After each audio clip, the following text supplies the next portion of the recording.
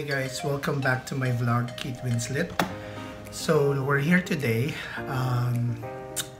regarding the item I purchased in Shopee. And you saw in the initial video clip, it's a Maxxis Ikon 27.5 by 2.20.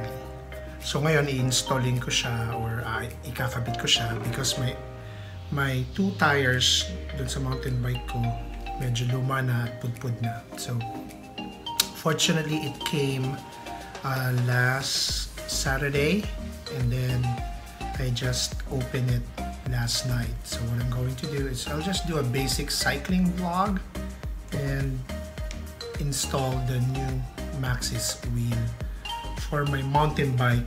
I called him Pula. So let's go, join me. And again, this will just a quick installation of my new wheels.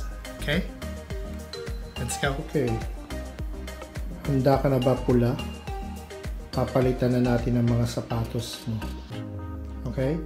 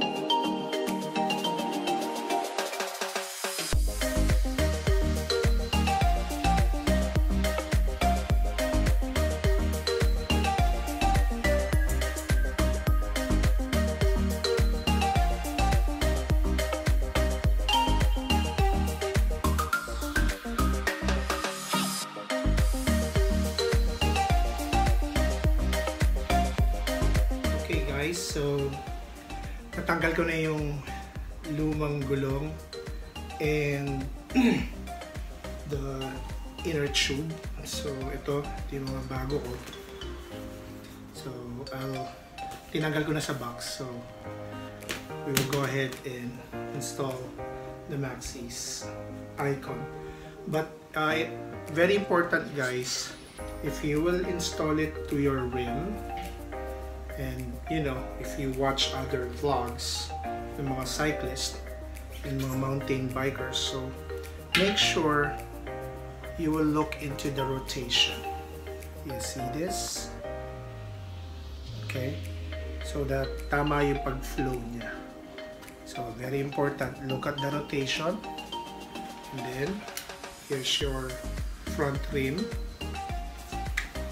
So ganun lang naman siya. So let me show it to you. Yan. I hope nakikita nyo guys. So I'm seeing the rotation. Ito yung indicator. If you don't see it in the screen, it's fine. But one thing for sure.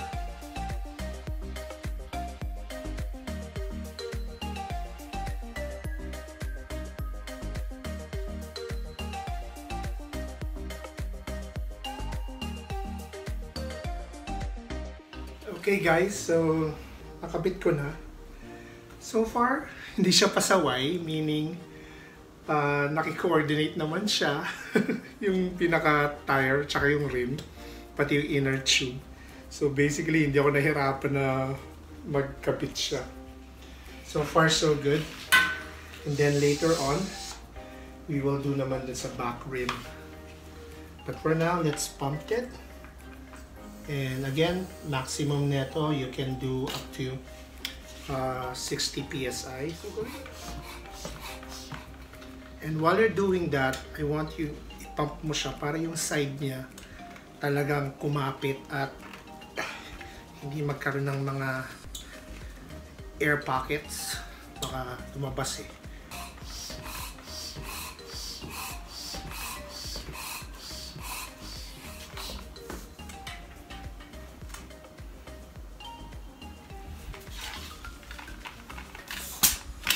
Okay, I think that's it, guys. So far so good.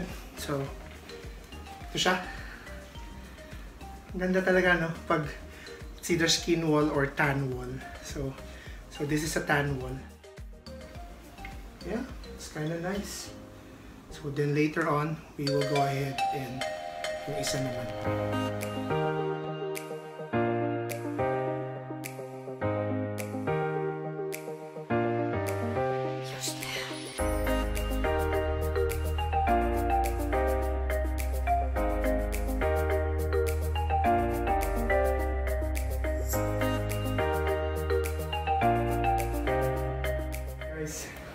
Tapos na. So ito medyo pasaway. Ayaw makikooperate yung rim, inner tube.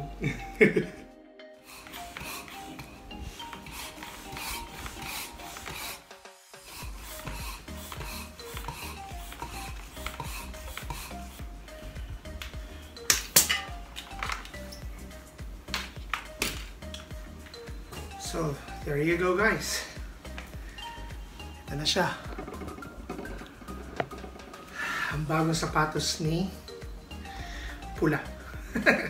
So, dali lang naman siya. Kumbaga, since may inner tube siya, it's easy to install it. Maybe pag tawag dito, pag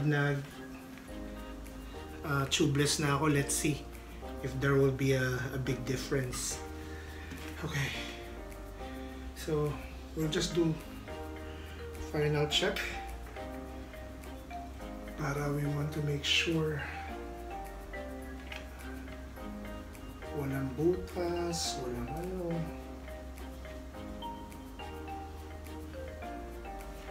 Want to make sure na pasok na pasok siya at sumisingaw. Pero chine-check lang natin kasi yung parang sides niya.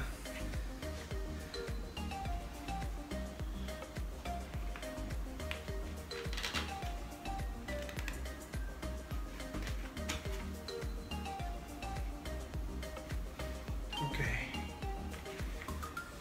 I think so far so good. So at least it's kind of nice.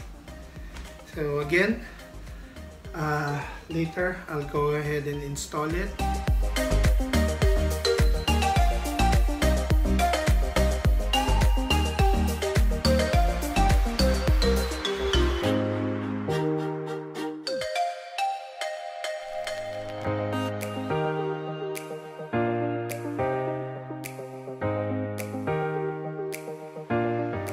Okay guys, so far so good. Nakabit ko na. And talaga challenging pagdating sa likod. Lalo na yung chain. So nako-confuse ka. But yeah, so far so good. And then later on, papakita ko yung malapitan kung ano itsura. Which is, I kinda like it. May dating pagdating sa tan wall or skin wall. Tapos pula yung frame ng bike mo. Maganda siya. So I'll give you a close-up. So ito na siya, guys. And as you can see, ganda siya. Medyo may dating talaga pag tan wall or skin wall. Sabi nila maporma, which is true. Medyo attention seeker. So, yan. Yan ngayon ang bagong sapatos nito na Maxxis Ikon 2.20. 27.5. Nice one, pula. Bagong sapatos. Guys, na-install ko na. Shoutout pala kay isa sa mga seller in Shopee here in Malaysia. Here's the seller. Thank you very much. Actually, this seller is from Sarawak. So imagine it took how many days lang? Like maximum of 4 days. So technically very fast delivery.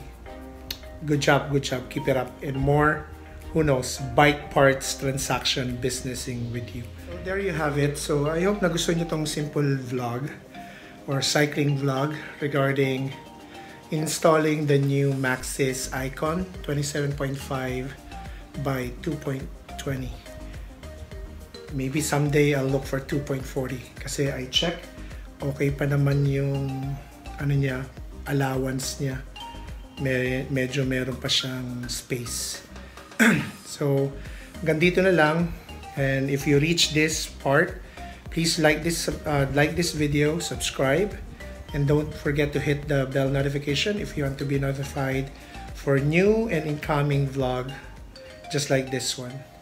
So ulitin ko ulit, maraming salamat, stay safe, do the health protocol, and always remember, eat, vlog, sleep, and repeat. Terima kasih, maraming salamat. Thank you very much. You do have a great day.